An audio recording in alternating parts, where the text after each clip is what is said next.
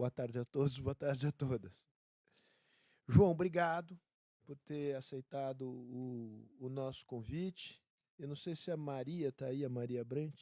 Não, que foi quase veio. quem me passou o seu contato, enfim, embora a gente se conheça, queria agradecer a Maria, que nos ajudou aqui deu o pontapé inicial desse encontro, que é um encontro que estamos fazendo pela primeira vez em parceria com o Pacto, representado aqui pela Flávia Pellegrino. Flávia, depois eu vou te passar a palavra. Patrícia, obrigado por ter aceitado mais esse convite da Fundação.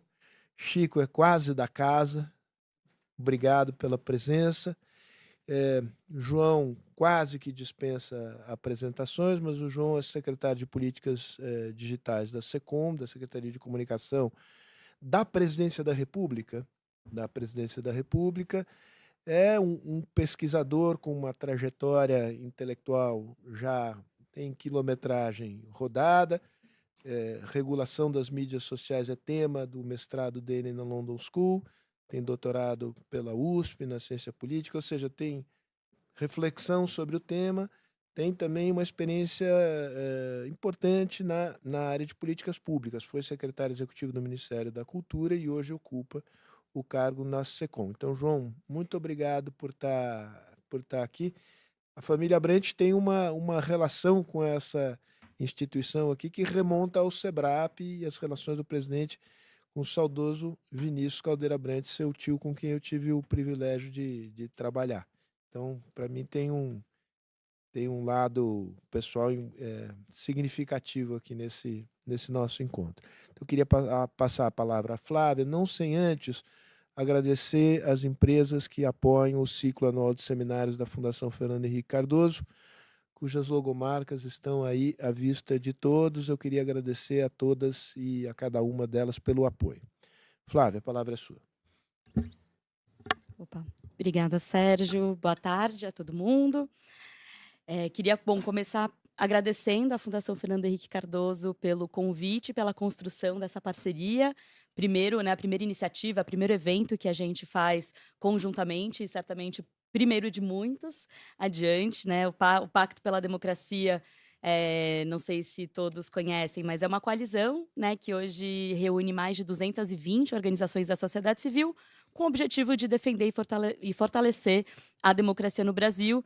E acho que as duas organizações, tanto o Pacto quanto a Fundação, têm feito um trabalho extremamente valioso, primoroso, de promover debates que são centrais para a gente pensar e encontrar meios de fortalecer a democracia no nosso país.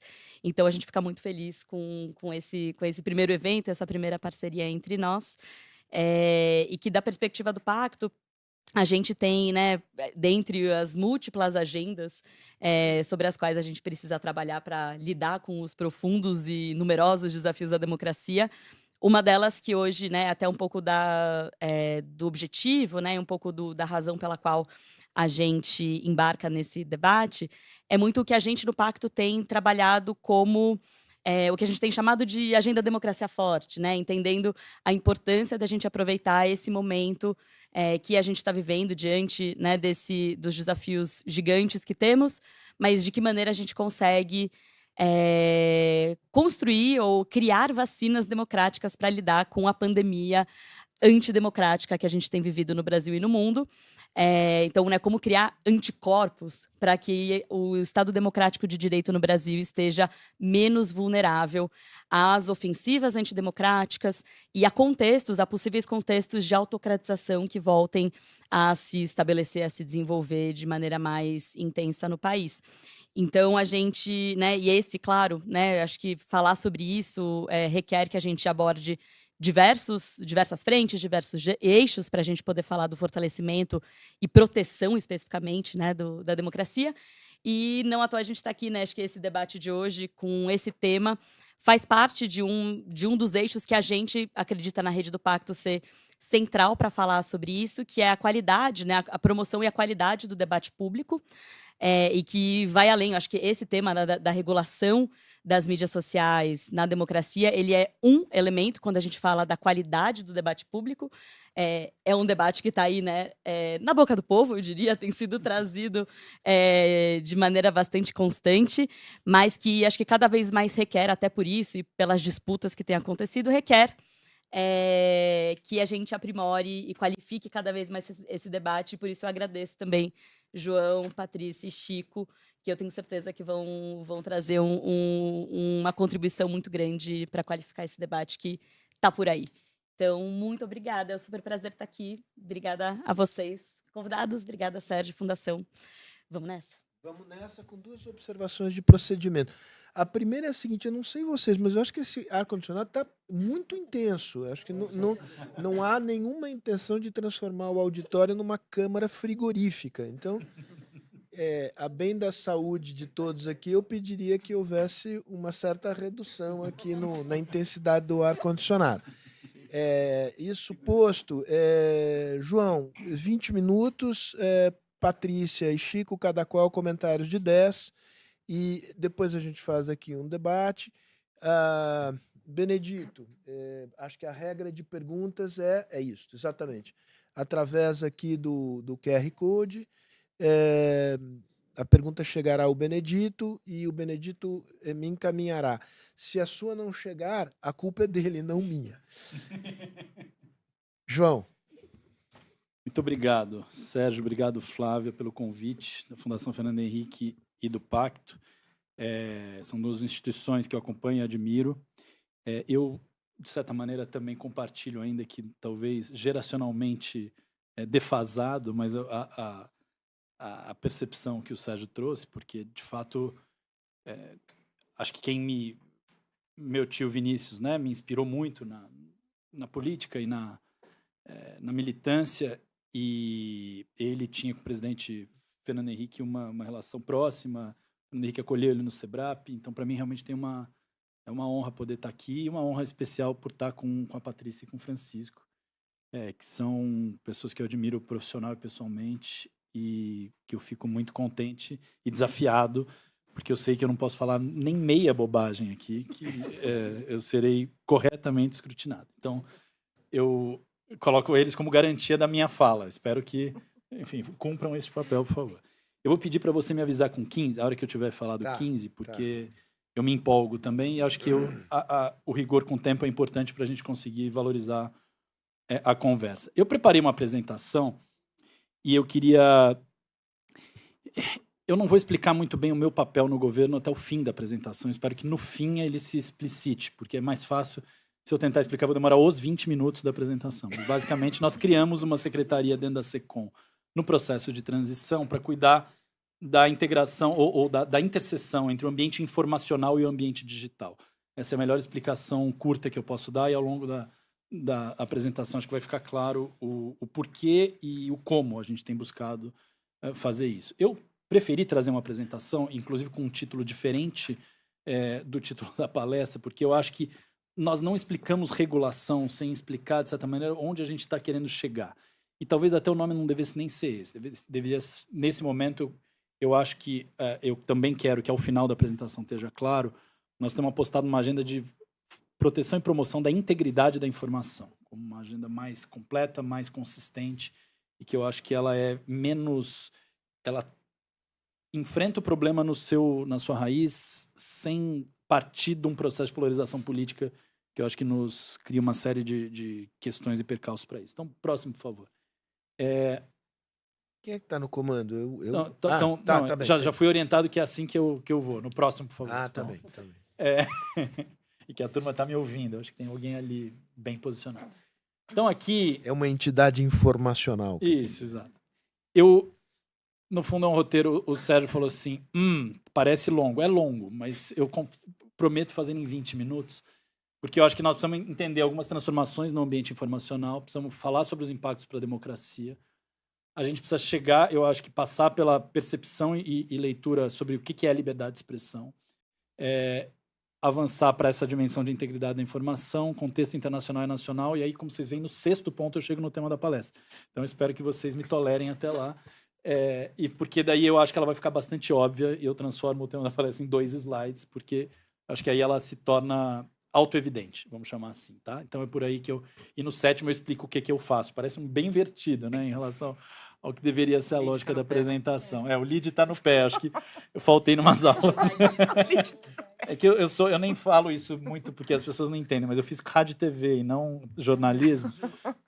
O curso de radialismo na USP acabou antes de eu sair da faculdade, então é um pouco constrangedor nesse ponto, mas depois a gente vai corrigindo a trajetória. Pode seguir, por favor. Eu aqui dei uma simplificada, e aí não só Chico e Patrícia, mas talvez outros possam me querer burilar, mas basicamente eu acho que é importante a gente entender o que aconteceu no último período que faz a gente estar aqui discutindo regulação de mídias sociais e botou o tema da desinformação na boca do povo, né? Porque, de certa forma, vem sempre... Os textos sobre desinformação, em geral, começam... Não é novidade, é um fenômeno de séculos, virou um lugar comum, que, em certa medida, é verdade. Cada um vem com um exemplo mais antigo que o outro, Grécia, a Bíblia, enfim. Mas, ao mesmo tempo, houve transformações muito significativas nos últimos 15 anos que justificam que que este tema hoje esteja no centro da agenda. E eu acho que a gente viu, historicamente, e principalmente até a Segunda Guerra Mundial, toda a discussão da criação do jornalismo como ofício, da profissionalização do jornalismo, ainda num nível, digamos assim, ele sai de uma lógica de panfleto político para chegar num estágio de profissionalização, mas ele estava sempre muito ligado ou muitas vezes conectado com uma dimensão de propaganda, né? E acho que essa questão, eu não vou entrar aqui em detalhes, mas é só no pós-guerra que se consolida a centralidade do jornalismo profissional na organização da esfera pública. E claro que eu estou falando do mundo ocidental a partir de um recorte aqui, mas assim, essa profissionalização, e aí você vai pegar o Hutchins Report e uma série de fatos históricos aí desse processo, ela se consolida então a partir do pós-guerra e ela tem uma fase áurea até os anos 2000, o começo dos anos 2000, em que você tem o jornalismo profissional organizando o debate público. Com todos os poréns disso. Sempre a discussão de pluralismo, diversidade.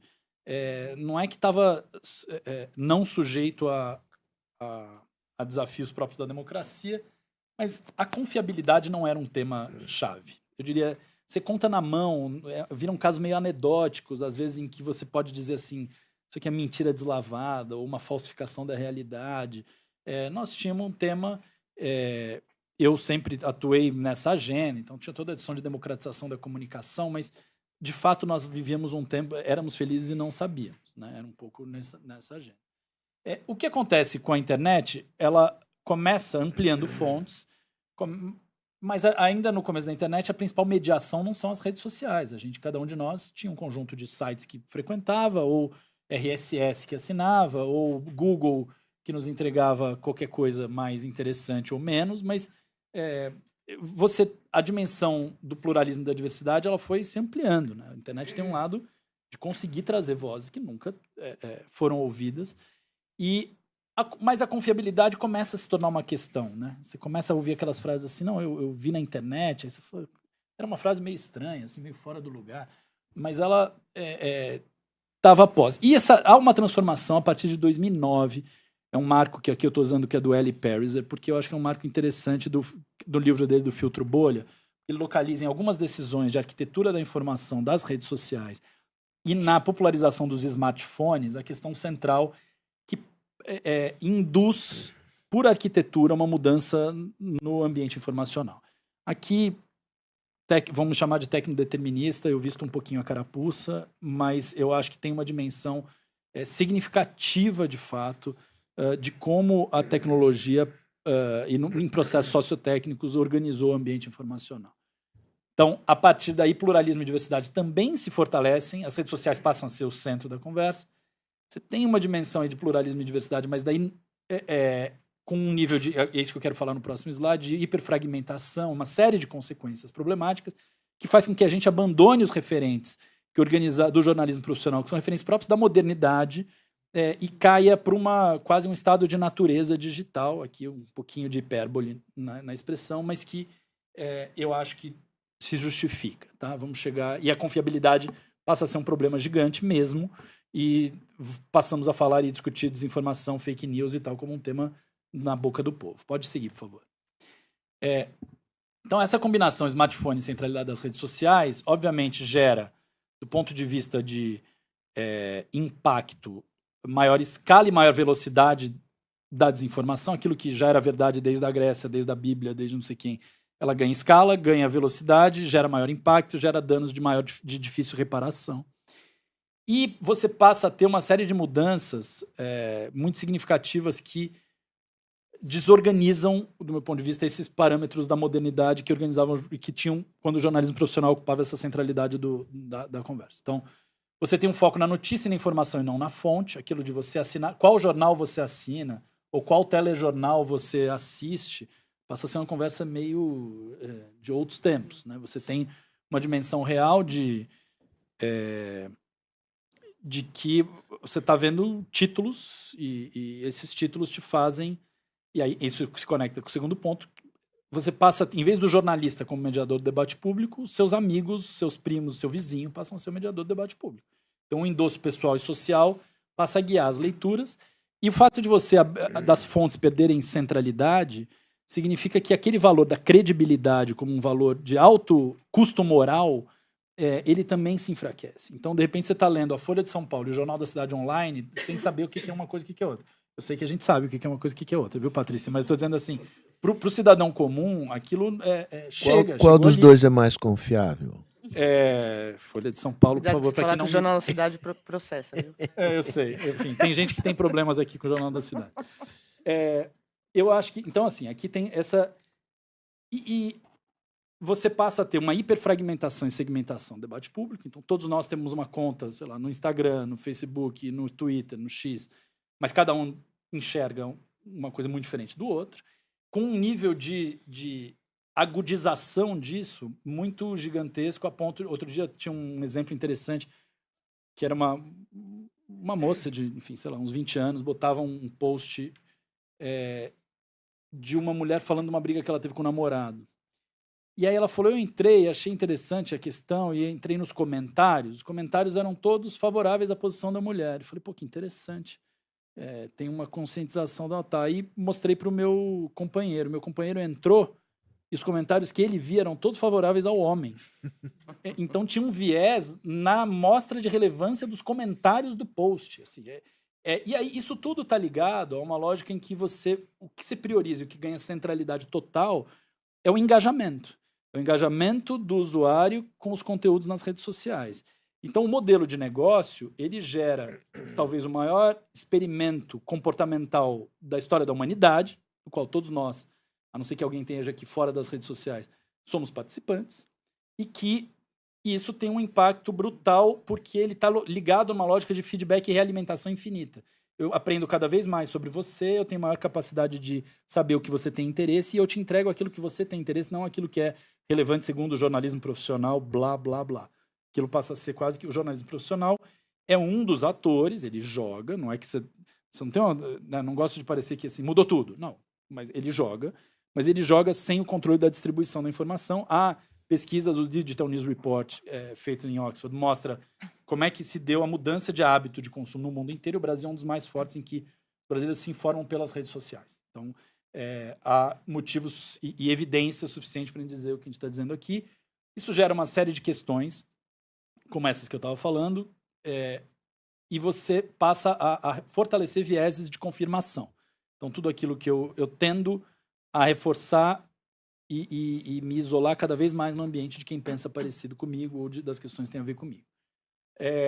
Tem discussões detalhadas de cientistas, isso o quão forte ou não isso é. Chico pode me ajudar e fazer uns contrapontos interessantes, mas eu sou dos que acha que é muito significativo o nível de fragmentação que a gente chegou.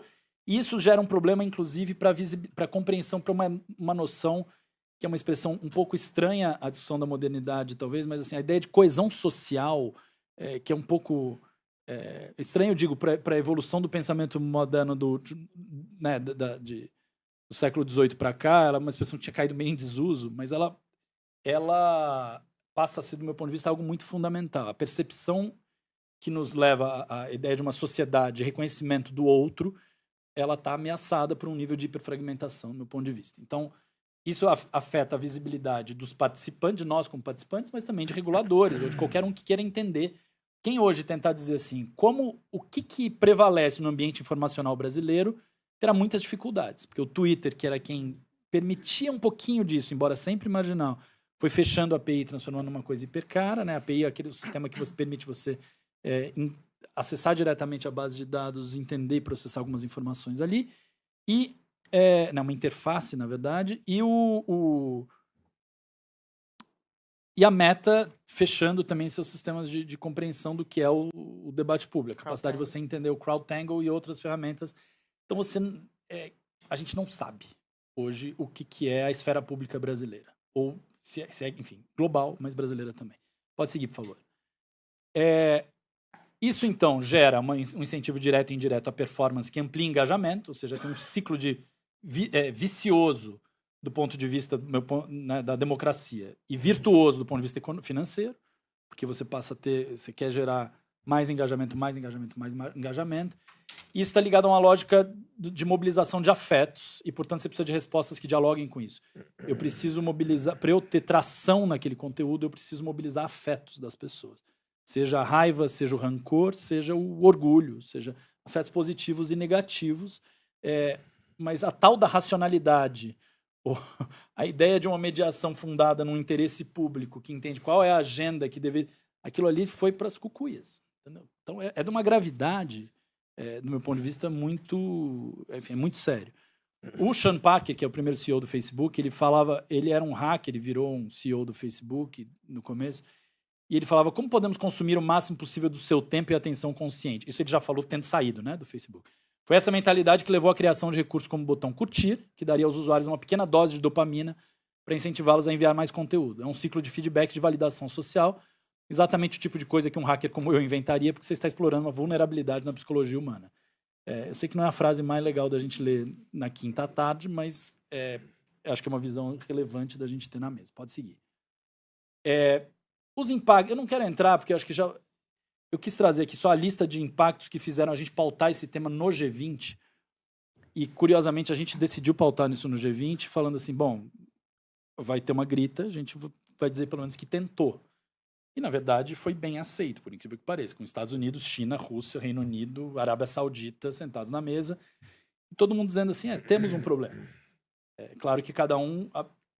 Entre a frase temos um problema e qual é este problema, diagnóstico do problema e soluções, tem uma miríade de propostas na mesa. Mas o outro problema é que batemos em 15 minutos. Não tem problema. Esse não é um problema.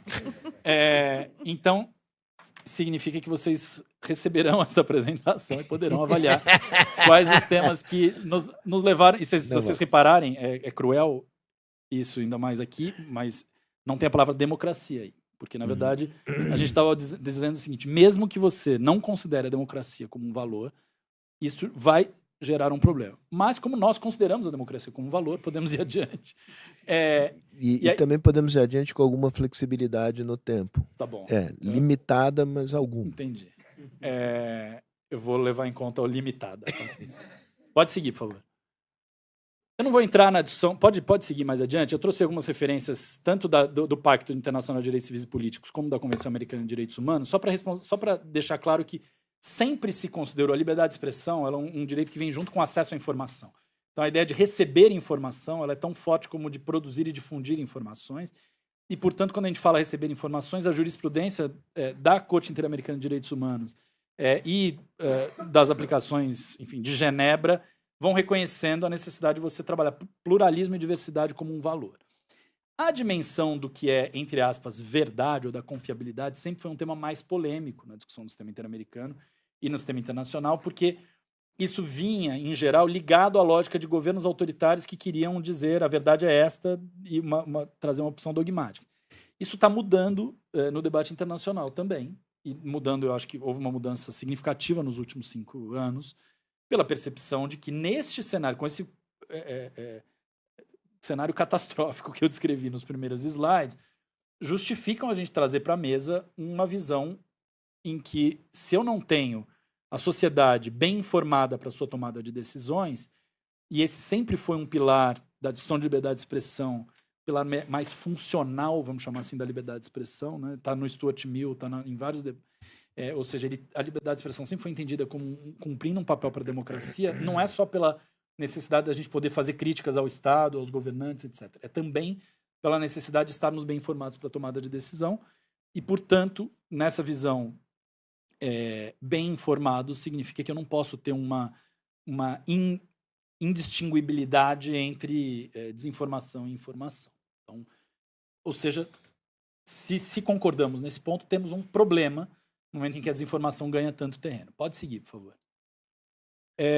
Aqui era um pouco enfim, essa discussão da dimensão, portanto, essa leitura sobre a liberdade de expressão ter uma dimensão individual e uma dimensão coletiva, ela foi se consagrando, inclusive no sistema interamericano, nessa lógica da sociedade estar bem informada. Portanto, eu não estou tirando uma ideia da cabeça nova, mas estou interpretando essa perspectiva de que se a sociedade precisa estar bem informada, ela não pode ter um cenário em que a desinformação seja maciça, né? Vamos adiante. Portanto, nessa leitura, e por que eu faço esse caminho também? Para dizer que não é uma discussão de desinformação versus liberdade de expressão. Ou seja, combater a desinformação não é algo que se opõe à liberdade de expressão. É, do meu ponto de vista, algo que reforça a liberdade de expressão a partir de uma concepção integral. Então, a gente precisa pensar na proteção da liberdade de expressão individual, evidente. Precisamos trabalhar a dimensão do acesso à informação e, portanto, lidar com a liberdade de expressão a partir de uma lógica de direito coletivo e difuso também. E tomar essa concepção integral como fundamental para manter a integridade da informação. Bom, seguinte, o que é a integridade da informação? Eu acho que, desafiados por esse contexto, o PNUD, primeiro, na discussão da pandemia, e depois o próprio escritório do Guterres, né, o escritório da ONU Nova York, o secretário-geral, puxaram um pouco essa conversa de precisamos falar de integridade da informação, ou seja, a necessidade da sociedade ter acesso a informações consistentes, precisas e confiáveis no seu conjunto. Não significa que cada informação que eu consumo vai ser testada segundo a lei do shake. Significa que eu preciso valorizar a lógica de um conjunto de informações íntegras ofertadas à sociedade como um valor, como um fundamento. E eu preciso entender como é que eu busco isso sem afetar a liberdade de expressão e sem você criar verdades dogmáticas, que nunca foi o caminho. Eu acho que não...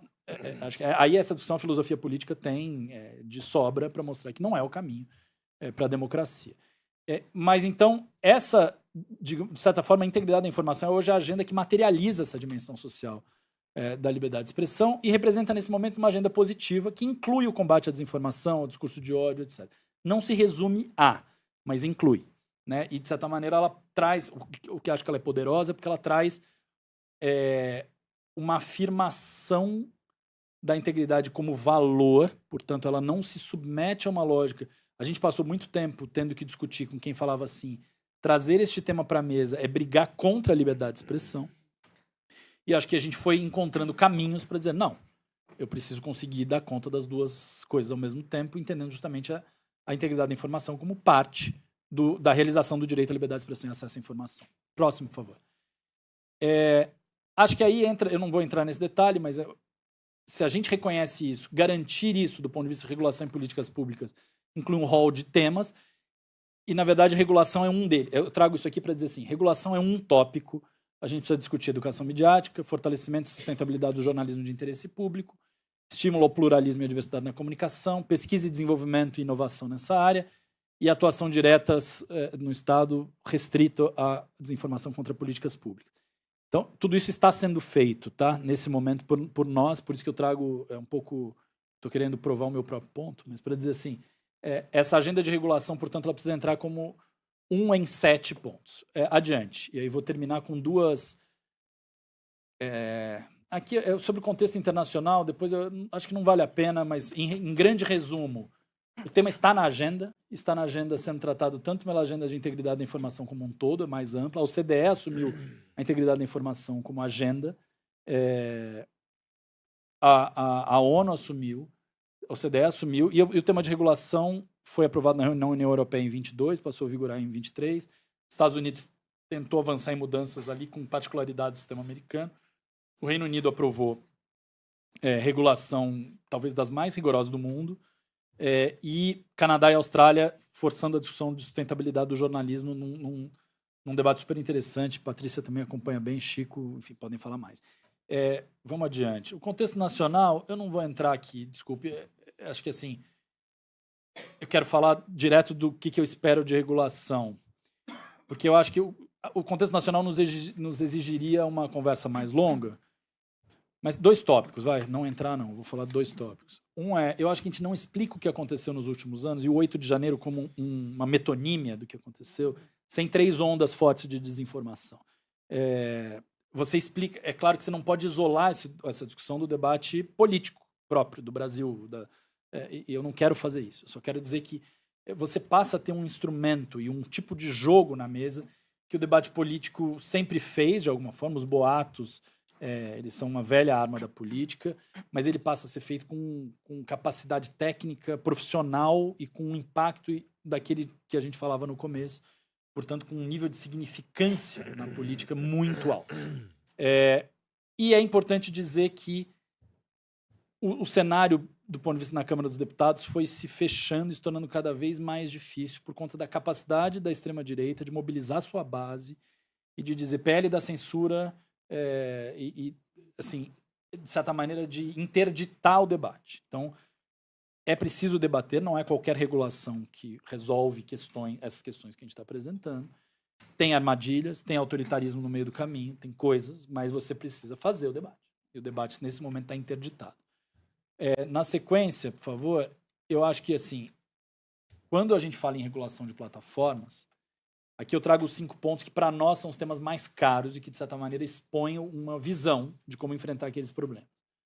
Primeiro, está ligado ao estabelecimento de medidas de transparência e devido processo de moderação de conteúdo para todos os usuários. Parece algo bastante óbvio, mas não é. E hoje você pode ter uma conta suspensa e você não saber por quê. Você tem conteúdo removido e você não sabe por quê. Portanto, hoje você tem uma série de questões que estão ligadas, inclusive, à liberdade de expressão individual mais simples e direta, que você está na mão de regras das plataformas. O segundo é uma revisão do modelo de responsabilidade das plataformas por conteúdo de terceiros. O modelo atual do Marco Civil da internet, ele diz que as plataformas, a regra geral, com poucas exceções, é que elas não são responsáveis por conteúdo de terceiros. Isso foi criado com uma intenção muito relevante de dizer o seguinte: se eu faço o outro oposto, se eu digo as plataformas são responsáveis por conteúdo de terceiros, eu vou criar um controle editorial da publicação de todos nós. Isso não é desejável, isso não é o caminho que a gente deve para onde a gente deve apontar. Mas a real é que esse modelo atual, ele desincentiva as plataformas a lidar com conteúdo ilegal na rede, a lidar com o próprio processo de desinformação e, inclusive, com fraudes. A gente, hoje, por exemplo, aqui eu falo, sem querer trazer um exemplo específico, mas já trazendo, as plataformas da Meta, por exemplo, a publicidade virou um mar de fraude num nível assustador. E não tem responsabilidade nenhuma. Então, a nossa visão é que dá para chegar a pontos equilibrados sobre isso, se você, por exemplo, impuser uma responsabilidade maior sobre conteúdos patrocinados ou sobre publicidade. Ou seja, nós precisamos... O STF tem claro, e talvez já julgue em agosto, a discussão do modelo de responsabilidade atual há um entendimento majoritário, do meu ponto, na minha leitura, do STF, de que isso é inconstitucional, porque é dissociado de qualquer regra de responsabilidade própria do ordenamento jurídico brasileiro, Código Civil, Código de Defesa do Consumidor, etc. Mas esse é um debate que, se você descalibra, ele vai para um lado do que se chama de efeito silenciamento, um chilling effect no debate público. Você precisa, acho que o ponto 3 aqui é um ponto central para nós, que é, você precisa entender que esse modelo, as externalidades negativas do modelo de negócio das plataformas, aquelas que a gente discutia, geram riscos sistêmicos a direitos fundamentais. E, portanto, você precisa antecipar isso e dizer, se eu enxergo, você precisa ter avaliação de risco e medidas de atenuação de risco sistêmico, comprometidas com as plataformas e trabalhadas como uma forma de aquilo que se chama de, não sei se em português é iteração, né, mas uma lógica de ação permanente de diálogo em que você vai tentando buscar e proteger um objetivo. Qual é o objetivo? Pluralismo, diversidade, confiabilidade e a não disseminação de conteúdos ilegais. Hoje as plataformas elas só removem conteúdo em 2 casos, grosso modo. Quando há ordem judicial ou quando fere as políticas delas. As políticas delas são protetivas em vários pontos, em várias questões, mas elas não necessariamente seguem o ordenamento jurídico brasileiro. Então, elas, de certa maneira, nós temos uma Constituição. A Constituição da Meta está acima da Constituição brasileira na organização do debate público. Então, a gente precisa aí, ponto 4, é garantir que conteúdos que já são ilegais no ambiente offline sejam tratados como ilegais no ambiente online. Isso exige, do nosso ponto de vista, um dever de cuidado das plataformas, ou seja, eu não posso dizer, aqui tanto faz o que acontecer, só a hora que chegar uma ordem judicial que eu trabalho. Eu preciso trazer alguns dos pontos principais e mais críticos, quase que para o meu, como uma regra que se sobrepõe à regra dos termos de uso das plataformas. E preciso, finalmente, adotar estruturas regulatórias, né, que supervisionem essas obrigações. Do nosso ponto de vista, essas estruturas não podem ter papel de decisão sobre conteúdos individuais. Eu não posso pegar e falar, o Alexandre publicou tal coisa e o órgão regulador vai julgar se tem que ficar ou não. Não tem que estar fora da conversa. Eu preciso que essas medidas sejam tomadas ou por autorregulação ou pela decisão judicial. Mas a ideia de a plataforma não está cumprindo o seu dever sistêmico de enfrentar, por exemplo, a questão de criança e adolescente, de conteúdo que viola direitos de criança e adolescente, ou de conteúdo que promove racismo, de forma sistêmica, isso precisa ter um mecanismo sancionatório. Para terminar, já ultrapassando até meus 5 minutos de lambuja, pode seguir, por favor. Eu acho que tem todo o debate sobre IA. Nós estamos numa semana quente, o tema quase foi votado na comissão do Senado. Estava quente, já esfriou. E aí, voltará a ficar quente em agosto, senhora jornalista. Jornalista nos mantém muito fiéis aos fatos, é difícil. Enfim, a semana foi quente porque o tema quase foi votado na comissão do Senado. Nós estamos contribuindo com o senador é líder da oposição, mas muito aberto à discussão e ao debate sobre isso. E, para nós, o tema da integridade da informação precisa estar no PL. Não como um combate à desinformação e discurso de ódio. Aí, num sentido talvez mais elevado, nós estamos vivendo uma transformação muito significativa em que essas plataformas, que antes eram mediadoras de conteúdos de terceiros, se transformaram em publishers de grandes resumos de IA generativa que te entregam aquilo e facilitam, entre aspas, o acesso à informação que você quer ter. Isso muda completamente o jogo. Porque, primeiro, ela deixa de gerar tráfego para um conteúdo seu. Segundo, ela passa a ser responsável editorial por aquilo que ela está ofertando. E se você é treinado com conteúdo de baixa qualidade, você vai ofertar conteúdo de baixa qualidade. Então, tem uma discussão tanto dos inputs como dos outputs, como da sustentabilidade dos produtores de informação, porque, no fundo, toda a discussão da IA generativa, por exemplo, qual que é a matéria-prima da IA generativa? São dados pessoais, informação, cujo a produção profissional é feita pelo jornalismo, cultura, cuja produção profissional é feita por artistas, e conhecimento, cuja produção profissional é feita por cientistas. Essa turma precisa estar contemplada economicamente nessa cadeia. Senão, nós vamos... E isso a gente tem discutido com o Google, com a outra Meta, OpenAI, etc., dizendo, vocês vão matar a galinha dos ovos de ouro, vocês vão rebaixar o nosso acúmulo como sociedade, porque em vez da gente se nivelar por alto, a gente vai se nivelar por baixo. Isso parece uma discussão aristocrática, mas é uma discussão que me parece absolutamente fundamental para a gente ter na conversa aqui. Porque, obrigado pela tolerância, Sérgio. Então, com isso, eu termino aqui.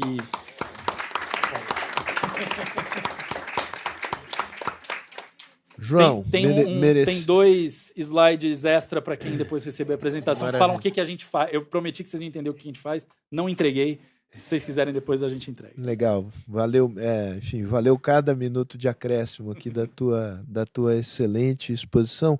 Só um comentário, acho que, salvo engano, foi o primeiro, nesse caso foi um webinar que nós fizemos este ano, foi com o senador Eduardo Gomes sobre o projeto de regulação do IA, ainda muito incipiente.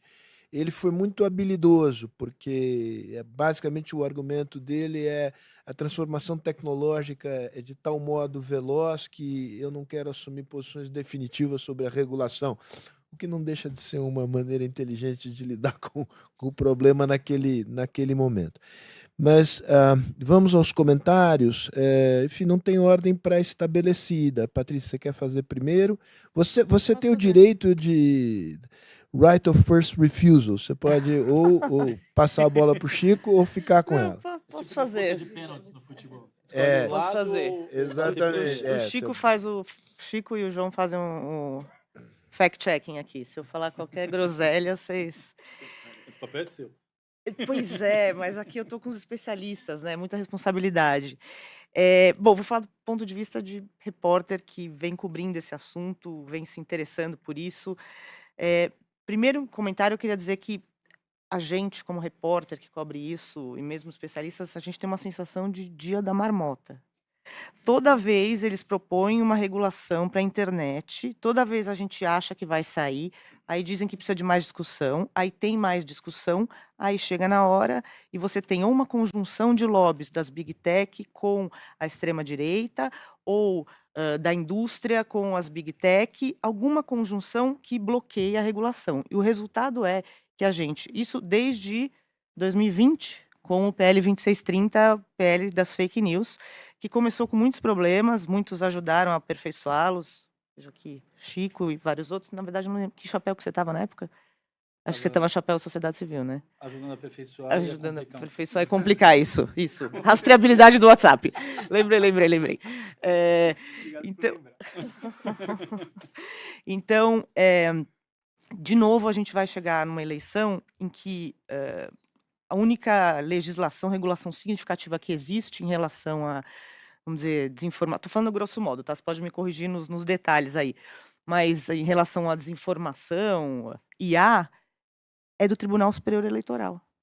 Que ninguém elegeu os caras, você não teve um debate, não é ideal você ter alguém, inclusive que pode determinar como vão ser aplicadas essas regras. A gente tem uma resolução do fim de fevereiro desse ano, que é a resolução que proíbe, por exemplo, o deepfake no uso de comunicação eleitoral e fala que obriga a usar rótulos para uso de inteligência artificial e também responsabiliza as plataformas de uma maneira que talvez vá contra o Marco Civil, que a gente não sabe bem como isso vai ser aplicado pelos tribunais durante a eleição.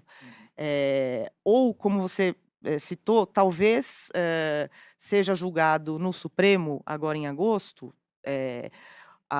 o artigo 19, né? A questão, o regime de responsabilidade das plataformas, né? Vamos dizer, uma flexibilização do Marco Civil. Também, de novo, também não foram eleitos, também não teve uma discussão, assim, não é o ideal, né? É uma decisão que ela fica ali sujeita a contestações, tem uma discussão de legitimidade, mas ao mesmo tempo você tem, e eu diria que não é só na Câmara dos Deputados que está difícil, né? Que isso esbarra. Na Câmara, com certeza absoluta. Mas essa semana no Senado, o que a gente viu? Umas coisas curiosas, assim. Quando se achava que havia um acordo, inclusive, talvez retirando a história da integridade de informação do jeito que o governo gostaria que estivesse na legislação, porque, para a bancada bolsonarista, isso esbarra naquele slogan sempre usado, que isso pode virar censura, etc. Assim, de última hora, agora foi a indústria que surgiu com muitas objeções, algumas delas até tinham sido contempladas, mas eles continuaram colocando. Inclusive, uma delas que eu acho muito interessante, curiosa, que é ser contra a cobrança de direitos autorais no uso de dados, os dados usados para treinar os modelos de inteligência artificial. Então, por exemplo, uma coisa que o João estava falando, inteligência artificial se alimenta dos nossos dados, da informação que a gente produz e da informação que os jornalistas produzem. Em tese, qual a diferença do jornalista e de um cidadão, né? A gente teve essa democratização do acesso à informação e da produção da informação, que é uma coisa muito saudável, mas uma pequena diferença, talvez, que o jornalista ainda tenha, é que a gente trabalha, a nossa profissão é checar a informação, é tentar fazer um processo equilibrado, não estou dizendo que tem uma imparcialidade perfeita, mas processo equilibrado de apurar a informação, a gente pode ser responsabilizado, a gente publica correções, etc. Então, tem um diferencial aí, né? Acho que principalmente da responsabilização. Com inteligência artificial, por exemplo, busca com inteligência artificial generativa. Como é que vou dar um exemplo assim, meio eu quero saber, vou fazer uma pergunta lá no Google. Qual é um bom vinho do Rio Grande do Sul? Qual a resposta que me vem? Ele vai ter minerado vários sites, inclusive de revistas que têm pessoas especializadas em analisar os vinhos, os novos, sei lá, não entendo nada de vinho, gente, mas os novos, não sei o que, do Rio Grande do Sul. vai raspar tudo isso e vai botar uma resposta ali e talvez uns links para os sites ali no fundo, para quem quiser saber mais. Qual o resultado disso para o modelo de negócio de jornalismo que já estava totalmente capenga? As pessoas não vão, muito provavelmente, elas vão estar satisfeitas com a informação do jeito que ela veio resumida de forma muito hábil. Agora ainda não está muito hábil, mas futuramente estará bastante eficiente, e não vão clicar. Então as pessoas não vão para os sites dos veículos jornalísticos, não gera tráfego para o anúncio, não tem receita, cai ainda mais a receita. Uma receita que já tinha sofrido um baque, do qual nunca se recuperou, que foi com a migração do jornalismo para online. Por quê? Porque a assinatura online ou publicidade online é muito menor o valor, talvez pelo monopólio que as Big Tech têm sobre o mercado de venda de anúncios online, é muito menor do que era no impresso. Então, assim, já vinha de um enfraquecimento do modelo de negócios. Agora, se vem com isso, tanto que a nossa musa Maria Ressa, ela é bastante pessimista, mas ela diz, olha, eu acho que tem o quê? 2 anos para a sobrevivência do jornalismo, se nada for feito? Tudo isso para dizer, até a CNI falou contra a cobrança de direitos autorais para mineração de dados para modelos de IA. Se juntou aí, que é um grande pleito das Big Tech. Então, assim, o que a gente está vendo, agora, de novo, a gente viu essa semana que foi mais uma regulação que muito provavelmente ficou para as calendas, talvez em agosto. A do PL 2630 das fake news foi criada uma comissão pelo presidente da Câmara, Arthur Lira, que nunca se reuniu. Já se reuniu? Não. Não foi instalada. Não foi instalada, ou seja, foi um jeito ali. Tinha um outro projeto que foi desmembrado, uma das grandes oposições das Big Tech. Eu estou falando demais. Quanto eu já falei, gente? Eu sou péssima de contar. Não, tudo bem, não, mas eu não sou autoridade. 3 minutos, mais 3 minutos. Tá, mais 3 minutos.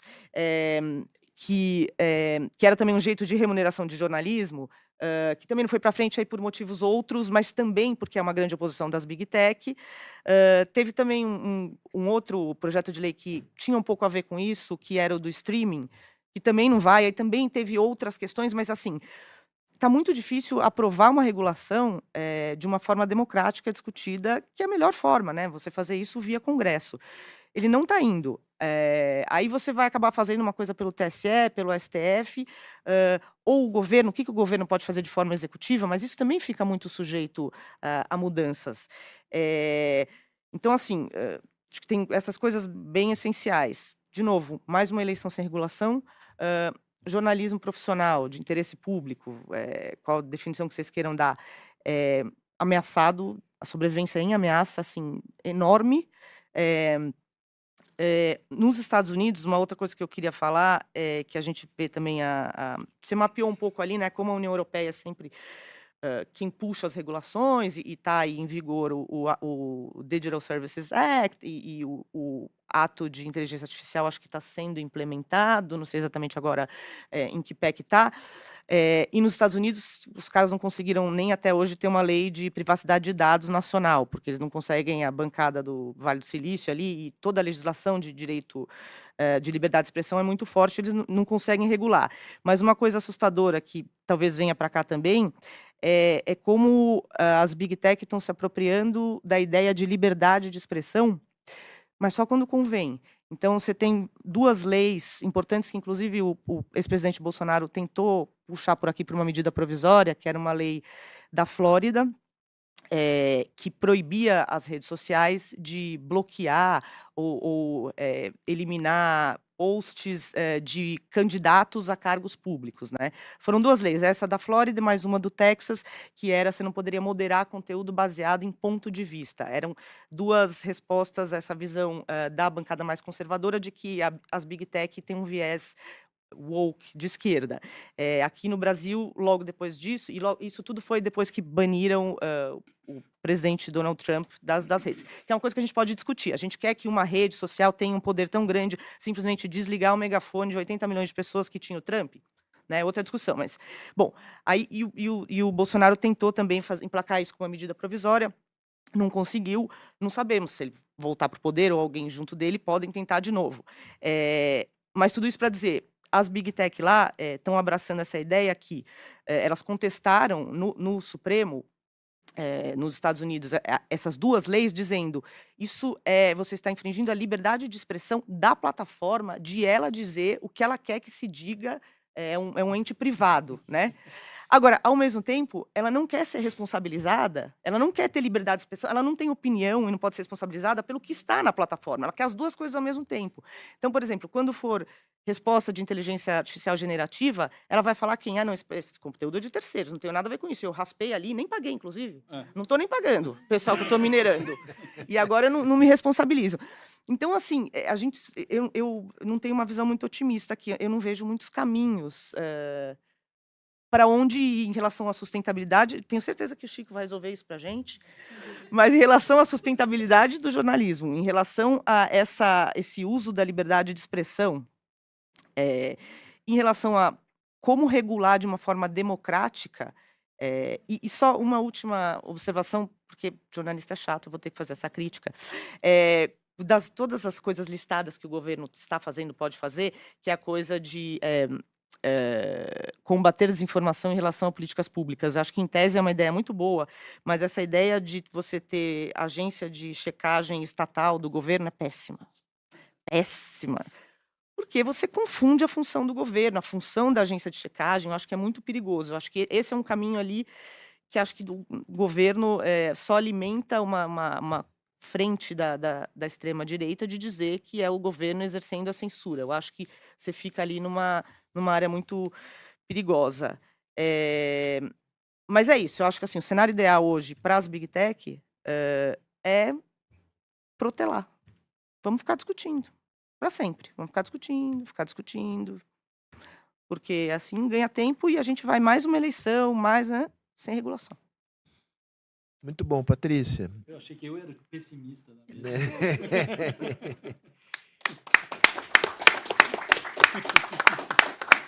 Chico.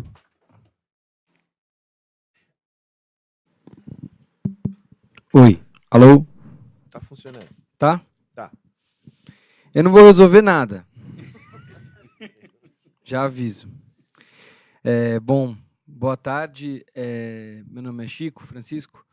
Eu trabalho no Internet Lab, sou diretor e fundador. O Internet Lab é um instituto de pesquisa que trabalha com temas de direitos humanos e tecnologia. Estou lá há 10 anos e tenho batido cabeça, encontrado, abraçado, chorado, enfim, brigado às vezes com todo mundo que está aqui nessa mesa sobre esse assunto.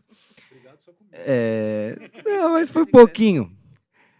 Eu acho que, assim, talvez o que eu possa fazer no final dessa conversa, como comentário, entrar talvez nos pontos, vamos dizer assim, a partir da provocação mais da conjuntura que a Patrícia fez, tentar aprofundar um pouco nesses pontos, né? Então, a Patrícia falou desse cenário pessimista, eu acho que vale a pena ir entendendo assim, por que há razões para ser pessimista, onde que as razões estão, né?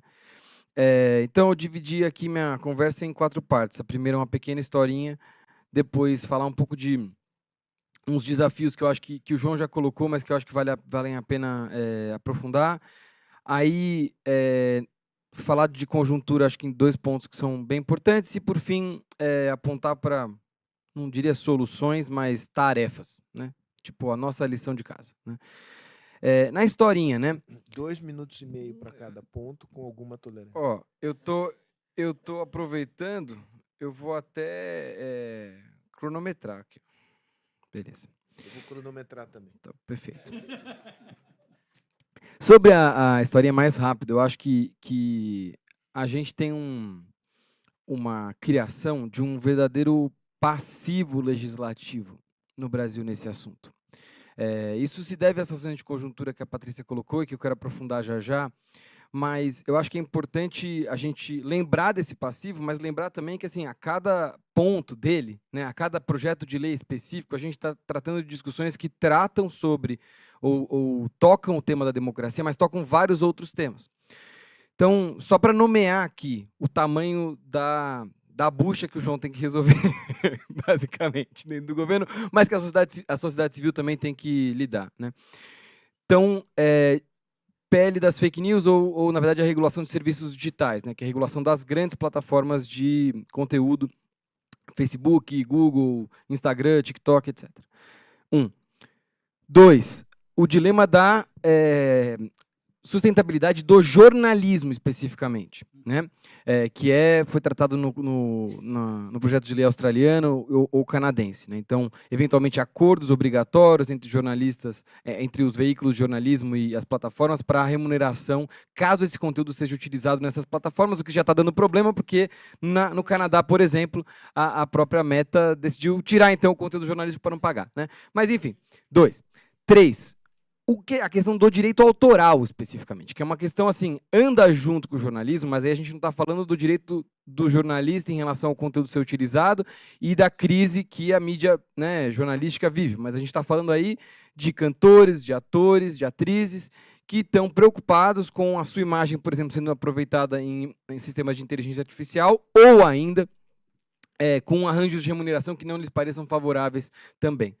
3, a questão da inteligência artificial, né?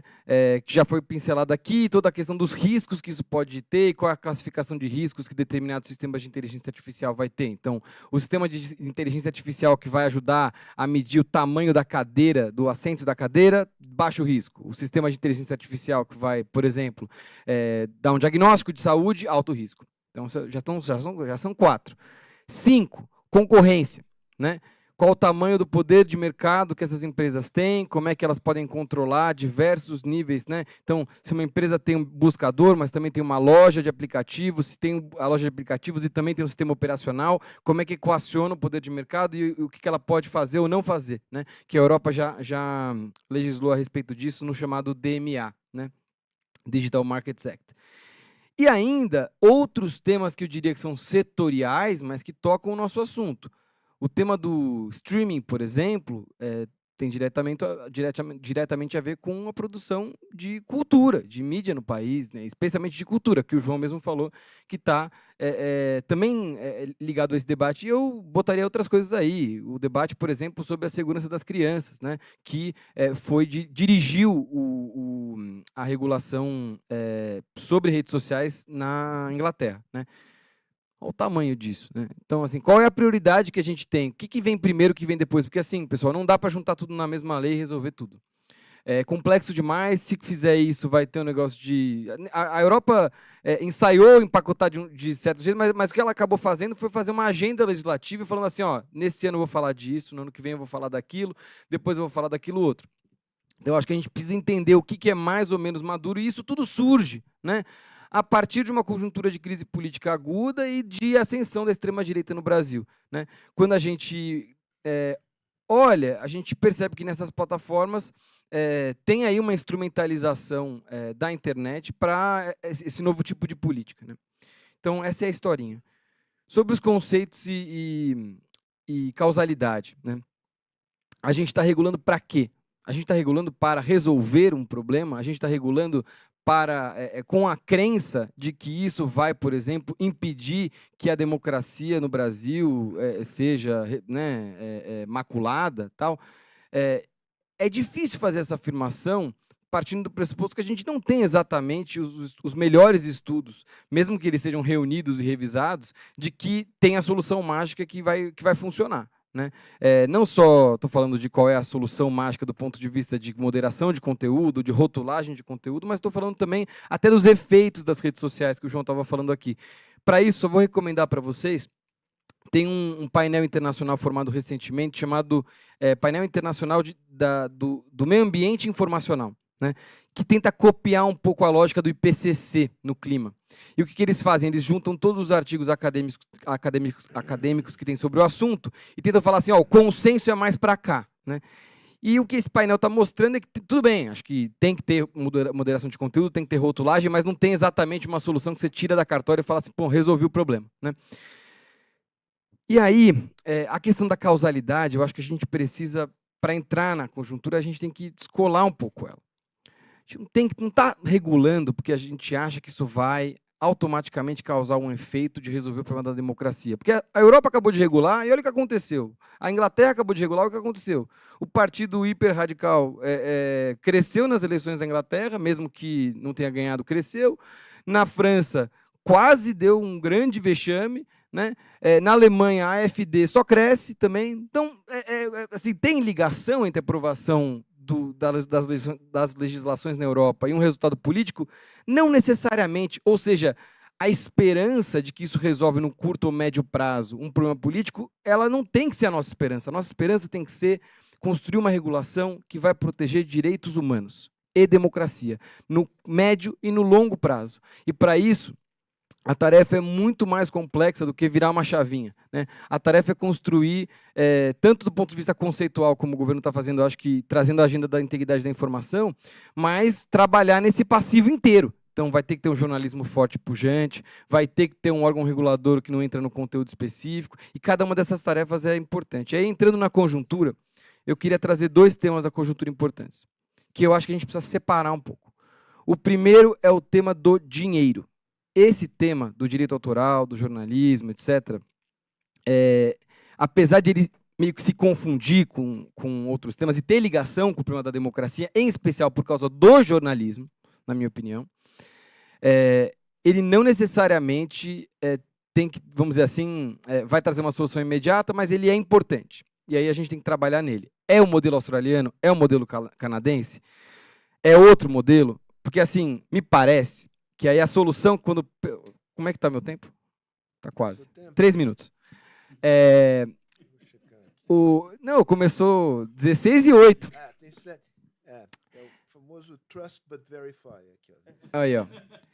O problema do jornalismo, do dinheiro, é o seguinte. Vai lá as leis do Canadá, da Austrália, e obrigam a Meta, obrigam o Google a pagar. Aí a Meta fala assim... Então não vai circular jornalismo no Facebook, eu vou desligar isso e tudo bem. Aí a resposta de muita gente é, não, você tem que estar proibido de desligar e pagar ao mesmo tempo. Me parece que isso chama imposto, né? Você não pode obrigar alguém a sustentar um conteúdo e, ao mesmo tempo, obrigar a pagar, sem perceber que você está querendo cobrar um imposto. Então, assim, eu acho que isso joga luz, talvez, a um debate, a necessidade de amadurecimento, de densificação de um debate sobre taxação.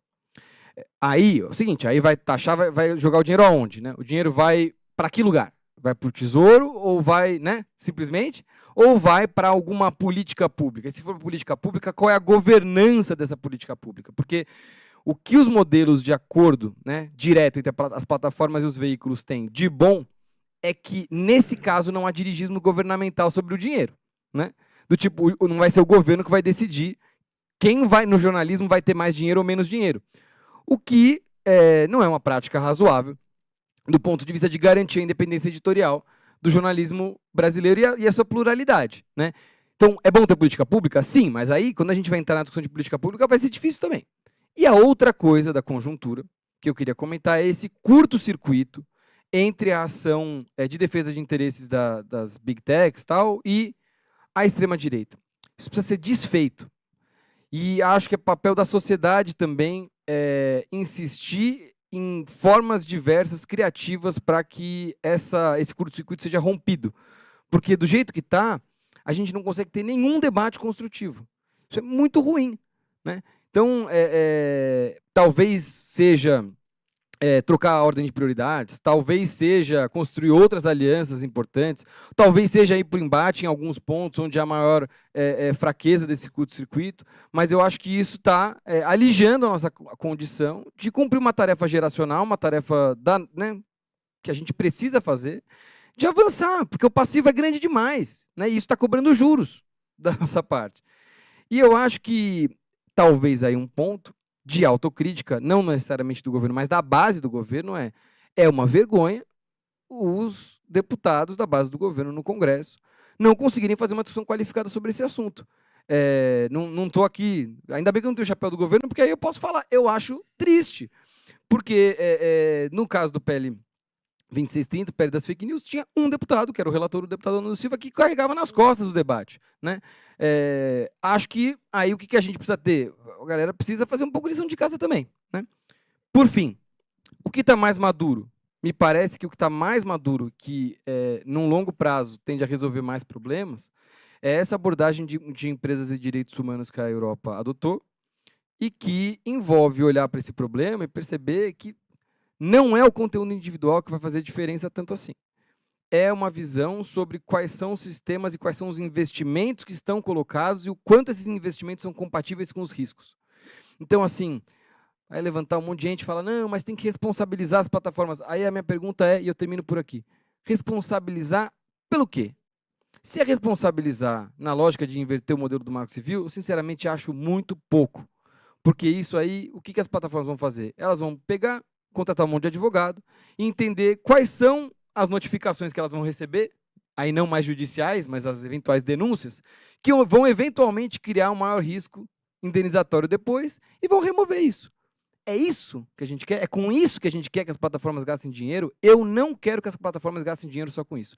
Eu quero que elas gastem dinheiro com sistemas que entendem o português, capazes de identificar qual é o conteúdo de fato problemático e que, em escala, pensando que são milhões, bilhões de peças de conteúdo por dia, consigam obter uma performance que chegue, enfim, perto ou melhor do que, por exemplo, a gente tem nos países ricos com o inglês.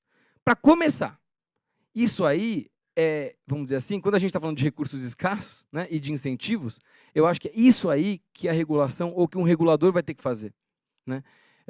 E aí, enfim, eu não sou nem um pouco contra o debate de discutir, rediscutir exceções possíveis ao Marco Civil e tal, mas eu acho que a nossa tarefa é muito mais ambiciosa, e aí, para começar, porque aí, quando a gente entra em IA, aí a coisa fica também bem complexa. Obrigado.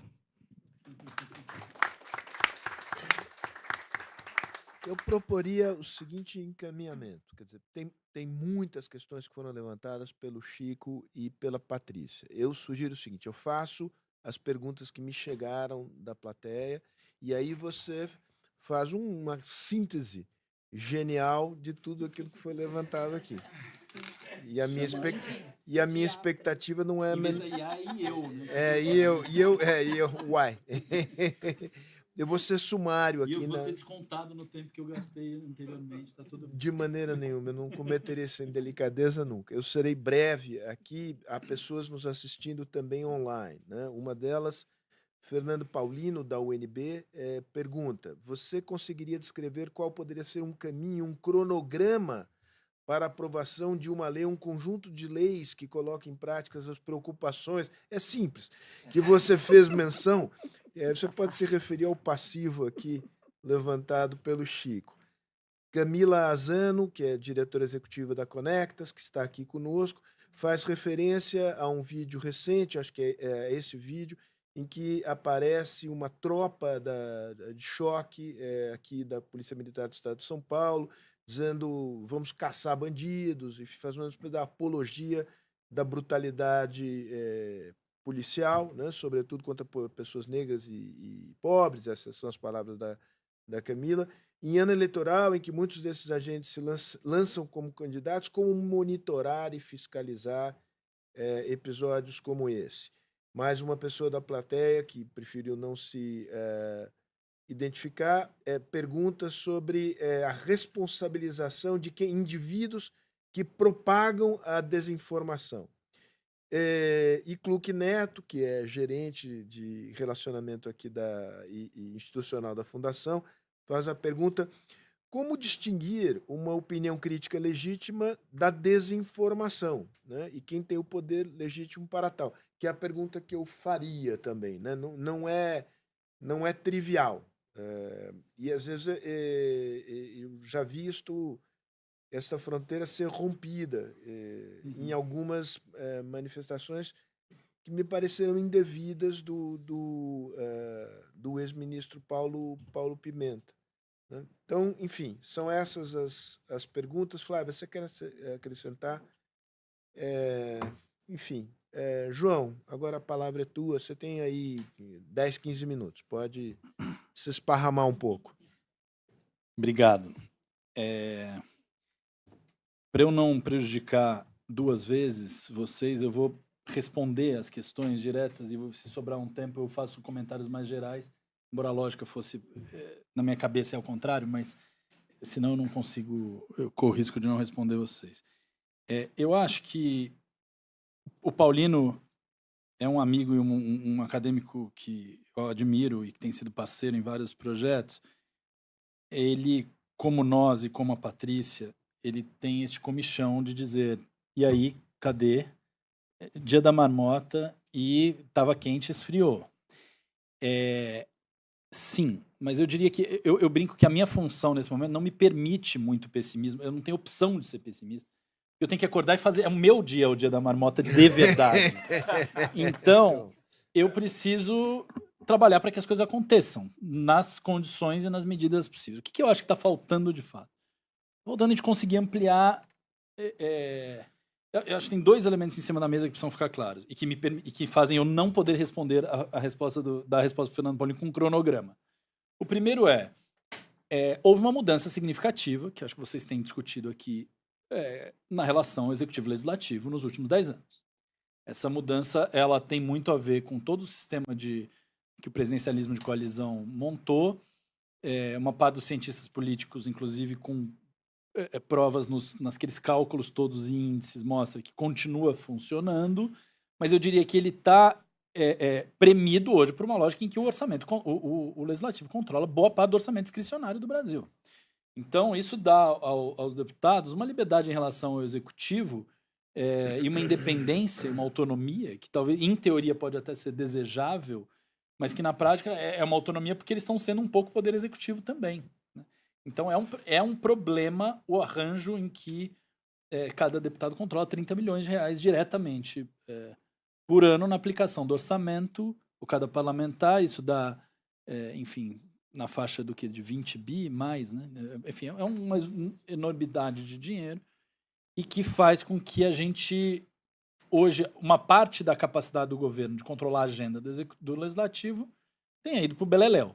Isso se somou a um governo Bolsonaro que, por natureza ou por incapacidade ou desinteresse, não, né, tinha uma agenda legislativa que se dava em algumas questões-chave ali para eles, mas entregou uma parte disso, e essas agendas aqui, inclusive, foram assumidas pelo Legislativo com muito protagonismo. Então, a gente entra no governo, você já tem um PL 2630 sendo discutido, tendo sido aprovado no Senado e com um certo contexto interno.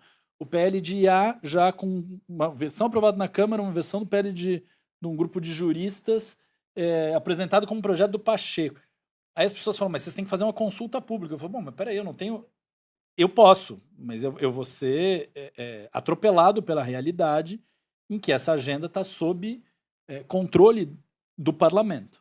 Agora, isso também é verdade que é preciso um freio de arrumação e que o governo não colocou estes temas num primeiro nível de definição. Isso eu falo com tranquilidade e não como autocrítica, mas, na verdade, como altercrítica, porque, na verdade, a gente tentou várias vezes que isso acontecesse. Acho que isso está melhorando, e acho que esse projeto de IA, por exemplo, foi considerado uma prioridade do governo, acertado, inclusive, do Padilha com o Pacheco.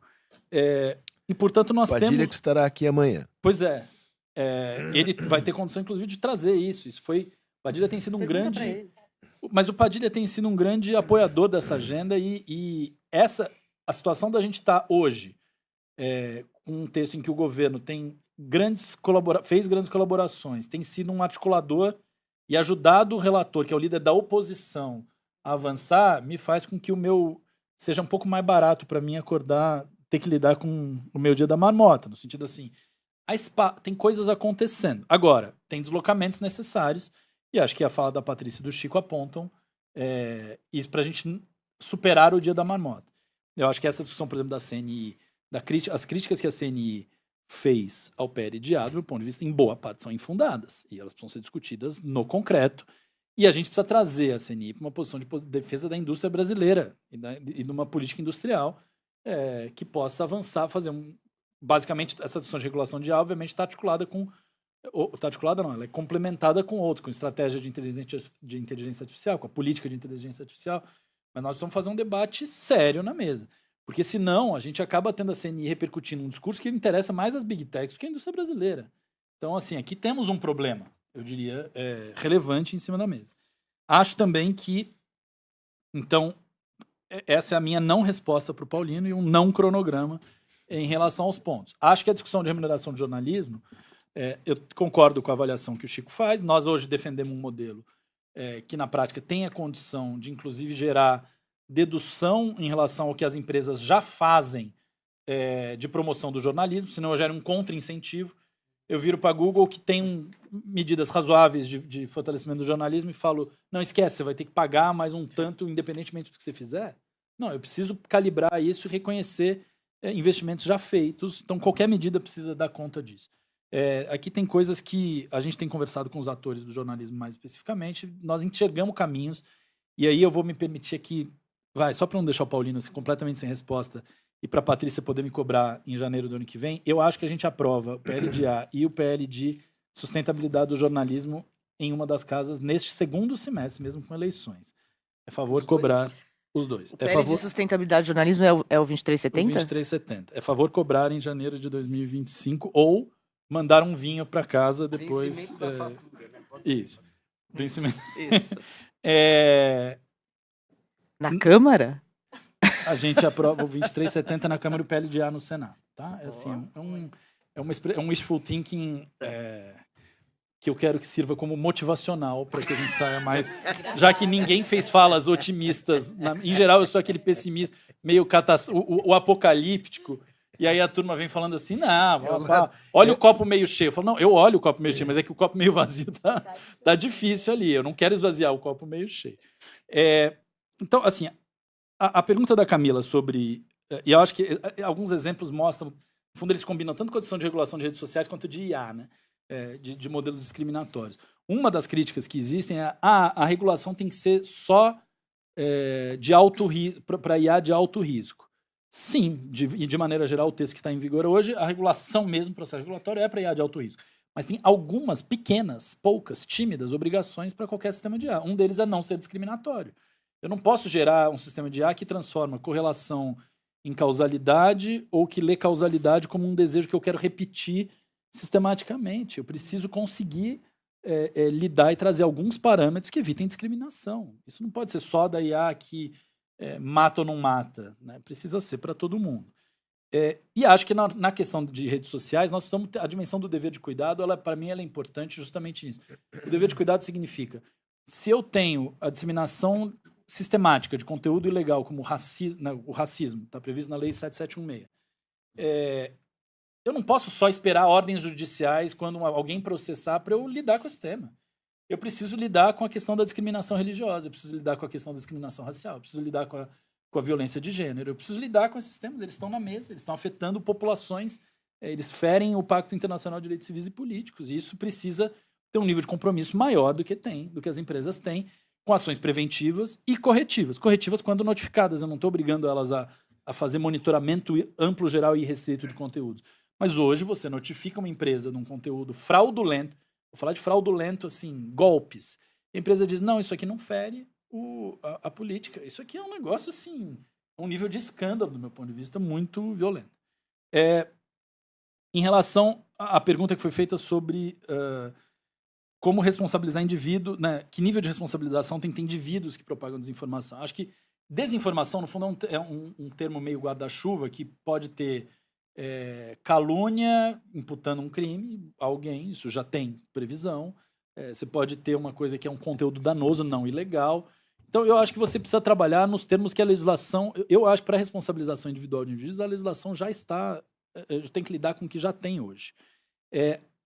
Em alguma medida, eu acho que talvez falte um tipo penal para a lógica de uma estrutura organizada, coordenada e sistemática de difusão de desinformação. As máquinas do ódio, para parafrasear a Patrícia aqui. Obrigada Essas pelo talvez merchan. precisem algum nível de tipificação, embora tenha que ser cauteloso também, porque essa tipificação pode ser usada numa disputa política. Você dizer, não, isso aqui, Só esse grupo aqui, que o Pacto pela Democracia está fazendo uma ação coordenada de difusão de desinformação ao falar do problema ambiental e da mudança do clima. Então, até nisso a gente precisa ser cauteloso. Mas então, e aqui eu acho que eu entro na questão da diferenciação entre opinião crítica legítima e desinformação. Se eu entendi, eu acho que assim, esse tema é um tema que vai estar na mesa sempre. E é por isso que eu acho que a gente não pode ter regulador lidando com conteúdo individual, por isso que eu acho que isso precisa sempre cair na decisão da justiça ou num sistema de autorregulação que seja mais célere na capacidade de análise e que não fique preso às políticas de cada plataforma, ou seja, um sistema de autorregulação da indústria como um todo. Eu acho que a gente teve episódios recentes, e talvez você tenha se referido a ele também, Sérgio, na questão do Rio Grande do Sul, em que, no fundo, uma parte dessa discussão entre crítica política e desinformação, ela fica realmente na sombra. Inclusive, o que a SECOM fez, e acho que a gente pode discutir, acho que tem várias questões, mas foi levar os temas ao Ministério da Justiça para dizer, e aí, tem alguma coisa? Isso aqui pode ser considerado qualquer tipo de ilícito civil ou de consumidor ou criminal, então ela não se coloca como, entre essas, polícia de conteúdo. Mas eu acho que teve questões... Não, assim, e Patrícia, eu não participei daquele processo, então eu acho que ela não se coloca... E eu discordo também da questão do... O governo não tem uma agência de checagem. O governo tem um site que toda a desinformação que circula em grande volume e que trata de uma política pública, o governo dá a posição dele. O governo tem que ter a posição dele. A posição dele precisa ser pública sobre as coisas. Nós temos hoje um nível de aproveitamento de fraude em relação a programas de políticas sociais e uma instrumentalização política, para o debate político, da conversa sobre políticas públicas, e aqui a opção do Brasil contra a fake é restringir a políticas públicas e não a críticas a autoridades, etc., que eu acho que o governo precisa ter direito a dar a sua posição. Quem vai... não é a agência de checagem e ele não se coloca como aqui está a verdade. Então, assim, essa questão me parece fundamental. O que é mais importante até do que isso? O Comunica BR, que é um site onde você entra e você dá lá, por estado ou por município, você entende o que o governo está investindo ou quais são as políticas que estão naquele município. Não aumenta nem inventa. É uma coisa que você entra e você fala, bom, é pouco ou é muito? Quem vai interpretar é o cidadão. Quem vai interpretar é quem está usando, mas aquilo permite que você tenha capacidade da população se informar e lidar com essa questão. Então, eu termino... A jornalista Patrícia pediu uma parte. Vossa Excelência concede uma parte? A parte concedida. Eu só queria complementar... que contrapor, não complementar. Contrapor que no início isso foi vendido como se fosse uma agência de checagem. E aí a gente entra no que alguém aqui perguntou, e o Sérgio Fausto também, a história da opinião versus fato. Porque algumas das coisas que estavam sendo checadas eram opiniões contrárias ao governo. E que é ótimo, você pode ter um site dizendo a opinião do governo, mas é comunicação do governo, não é checagem. Mas eu truco duas coisas. Primeiro que não foi apresentado... Teve um erro em uma postagem. Um erro em uma postagem. Não, tudo bem, sujeito a checagem, tá? De agências do jornalismo profissional, não nós. Que colocou, sim, nesses termos. E o próprio governo... porque aí foi, sei lá, o pessoal de redes, na hora que foi divulgar a ação, botou assim, a turma falou, não é assim que a gente quer que seja chamado, nem que seja entendido. E imediatamente isso foi corrigido. E a segunda questão é que eu desconheço opinião sobre o governo tendo sido colocado ali. Mas tudo bem, se tiver... Aqui eu não estou querendo dizer que eu conheço todo o conteúdo que está lá. Mas não é a linha, não é o que tem sido feito. São opções... E aí, alguém vai falar, tá bom, isso é limítrofe. É limítrofe. Não tenho dúvida de que é limítrofe. Mas não é limítrofe significa queremos... o governo faz suas opções de fazer ou não, e tudo bem, e também ser criticado por fazer. Só acho que aquilo não atrapalha o debate público, não impõe visões, aquilo ajuda. Não acho maior do que... Não é, no grande esquema das coisas, não é... Sabe por quê? Porque para mim tem um negócio que é o seguinte, eu não sei se vocês devem viver isso cada um no seu cotidiano institucional. Sabe como é que nasceu o Brasil contra a Fake? Cada um de nós da SECOM recebendo todos os dias milhares de pessoas angustiadas dizendo, olha isso aqui é verdade, isso aqui, o que é isso? Vocês têm que desmentir. Vindo um negócio que você fala assim, gente, calma, tá tudo bem, o debate público está aí sendo feito num dia depois do outro, o governo não vai ficar desmentindo cada bobagem, baboseira que surge ali. Então você passa a dizer, tá bom, eu vou ter um lugar que pelo menos eu desago aquilo que chega, entendo se de fato ganhou tração, entendo se de fato é relevante como a capacidade na missão institucional da SECOM, que é prover o cidadão de acesso à informação sobre as políticas públicas e as posições de governo. E aí, só naquilo que é política pública, que é uma desinformação contra a política pública, eu vou colocar ali o que é a posição de governo. Então, eu defendo e acho bastante razoável, mas acho, e aí são os 2 slides que eu não apresentei, que ficaram de bônus track para quem quiser. Eu posso deixar apresentar, pode distribuir a apresentação se quiser. Que mostra assim, nós temos uma agenda. Eu acredito muito mais na agenda de médio e longo prazo, que no fundo é a agenda da minha secretaria, do que numa agenda de apagar coisinha, e que acho que dialoga com a fala do Chico, e com isso eu termino. Eu acho que o Chico para mim, a pessoa que melhor lê cenário do que está acontecendo nesse mundo de tecnologia no Brasil, e acho que faz isso a partir de uma visão sempre... Tem um equilíbrio, uma sensatez que passa na fala dele, que é real. Eu estou falando porque acho que também é importante dizer...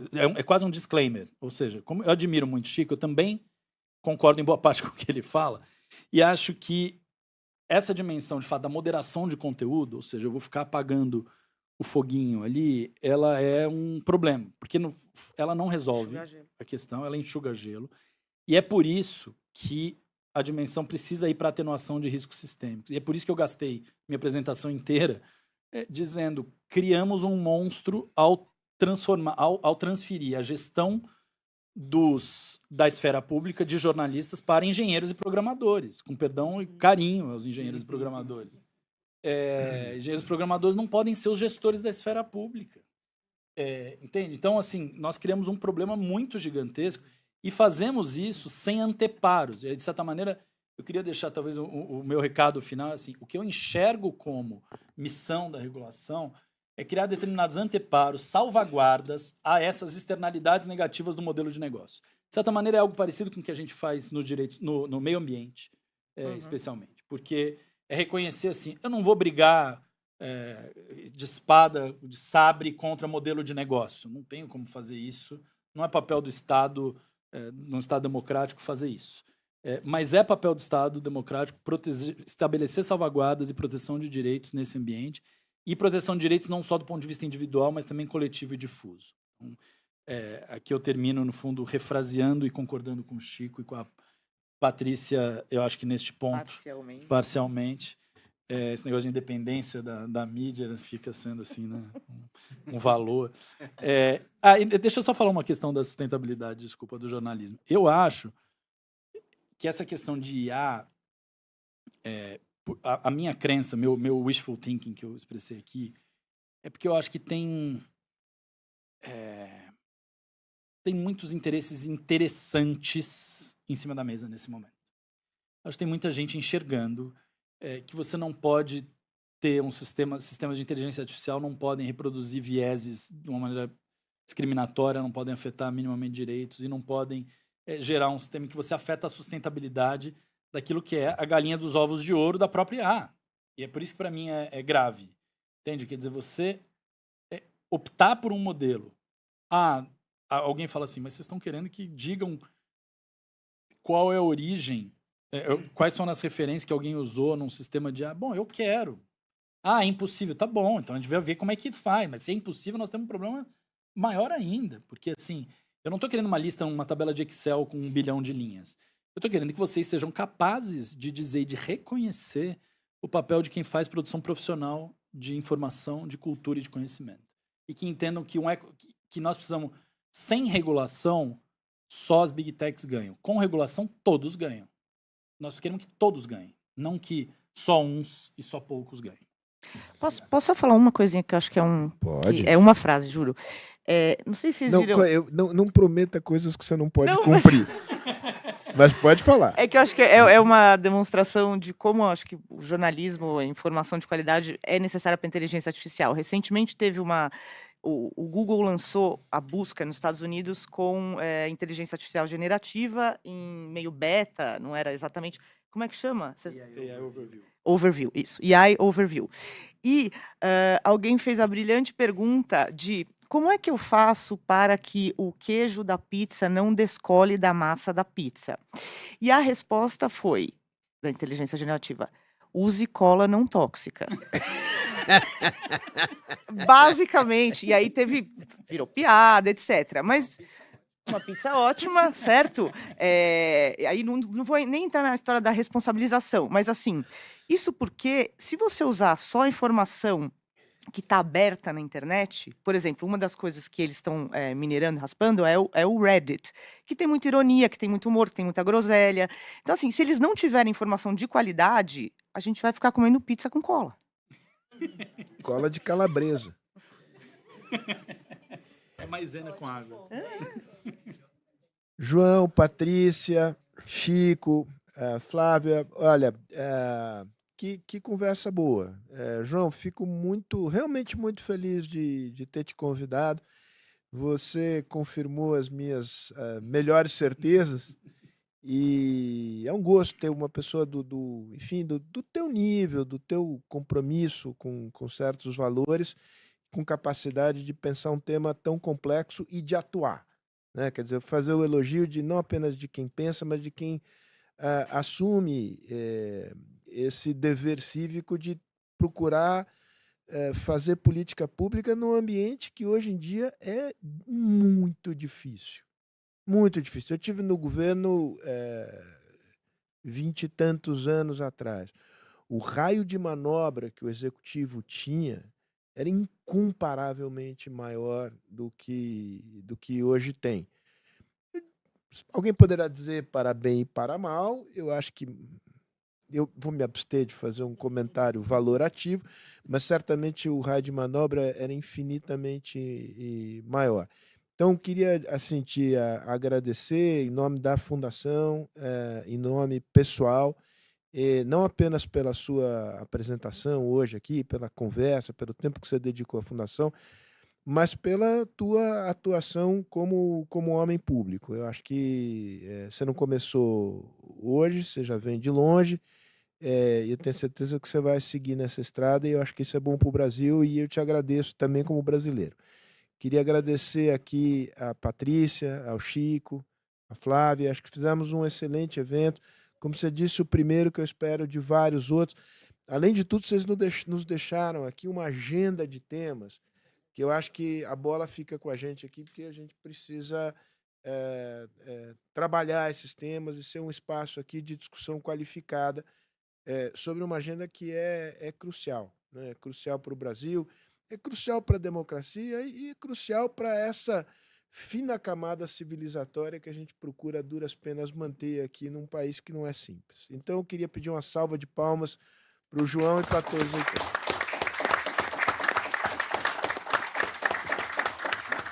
Eu vou só reforçar o agradecimento a vocês e dizer que se tudo der errado e as previsões realistas, catastróficas da Patrícia se confirmarem, eu chamo vocês para o lançamento do livro Uma História de Fracassos e a gente transforma isso num sucesso editorial. Tá bom? Você conhece o Chico Gaetani? Claro. O Chico está lá com a Estéreo. O Chico é um veterano de boas batalhas e tal. E ele, de vez em quando, ele me manda mais um WhatsApp que fracassei mais uma vez. Mas com essa nota para cima, vamos encerrar.